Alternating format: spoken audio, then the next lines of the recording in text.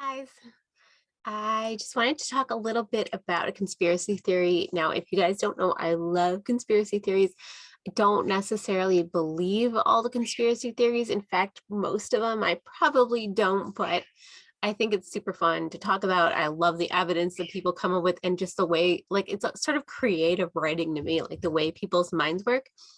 And I have to admit, some of them are like super compelling and I get into them and I'm like, okay, you're going down a weird path, but I can see it. Like I would never have thought that, but the people get on the internet and they just come up with these ideas and then there's like, okay, this and this and this, and I can see how people go down these rabbit holes. And speaking of a rabbit hole, I'm going to talk today about one of my favorite conspiracy theories.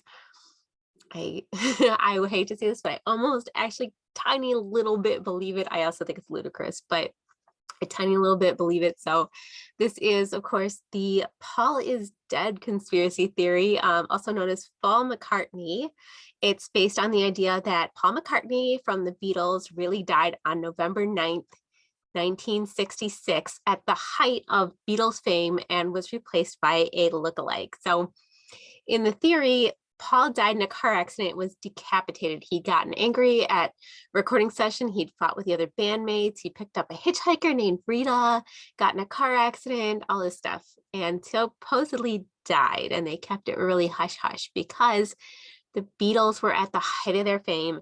And this could end their like huge success, would change the band. Even if they replaced him with someone else, then it wouldn't be the original member. Well, it wasn't anyway, but won't get into that.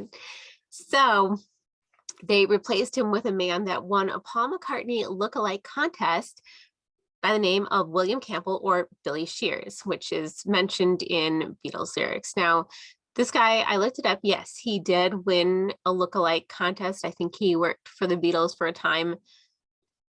More on him in a little bit. So proponents of the theory say that there's clues hidden in the music and album covers. For example, the cover of Abbey Road was supposed to look like a funeral procession. And they have all these like clues on, the different roles that the people played in that funeral procession and why it looked like that. The conspiracy theory was originally started by a Detroit area DJ when he played the Beatles' White Album backwards. And according to the theory, it really caught on. Like this theory really caught on with a lot of people. And when I was looking at it, there is a website that is dedicated to showing that it is in fact true. And it goes into some detail. So to be honest, some of it's a little compelling. For example, the website that does this deep dive shows facial comparison photos of Paul before and after 1966. So they would show like comparisons like side by side, like of him and then other Beatles members too, like John Lennon and Ringo and stuff, like, or maybe it was George. Anyway, they show their faces and their faces obviously changed over time as they aged, but their features were still the same. Like they would put like the grids over there and show that like their features would line up. They were on the same level with each other. They're basically the shape of their face would line up.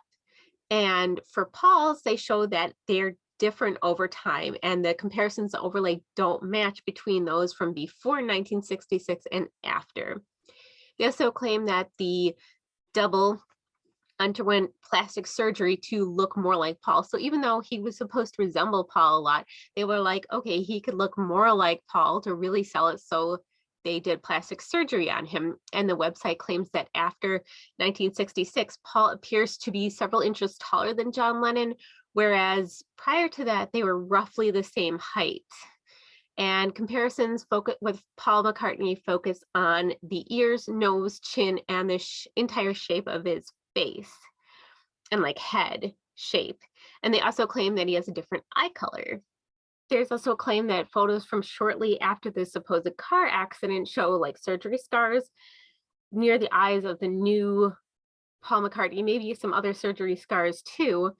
And the people that believe in this theory cite this replacement as the reason the Beatles stopped touring and shortly after that started growing out their beards, because it's a lot easier to disguise themselves and like the change with a beard, like you can kind of hide behind it. So Paul has obviously denied these claims and even kind of laughed them off, and I can see why.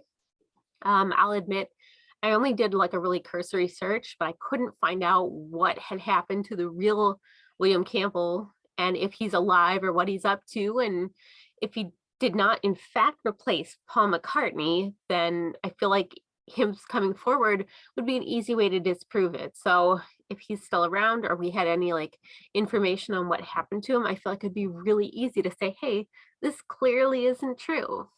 Um, there's also was a time where Paul McCartney took a paternity test. A woman had claimed that he was her father from way back in the day. And he took a test and it came back negative. Now, some people have said he sent in somebody else to do the test for him. But I was thinking if it was in fact true that he had died and been replaced, like obviously the replacement would not match the DNA if the father was the original Paul McCartney. So if he just do a DNA test to match to like known relatives, that would clear it up. That would be super easy way to clear it up. And this theory could be laid to rest. I know it's pretty wacky theory. I know a lot of people have heard of it, but it's something I wanted to talk about because it's one of my like little pet conspiracy theories that I love talking about. And I love talking to people who are actually really into it because, like I said, I don't exactly believe it, but it's fun and interesting to me to listen to it and see what people think. So I would love to hear your thoughts. Do you think Paul was replaced by a lookalike? Do you think he's really dead? Do we have the real Paul McCartney?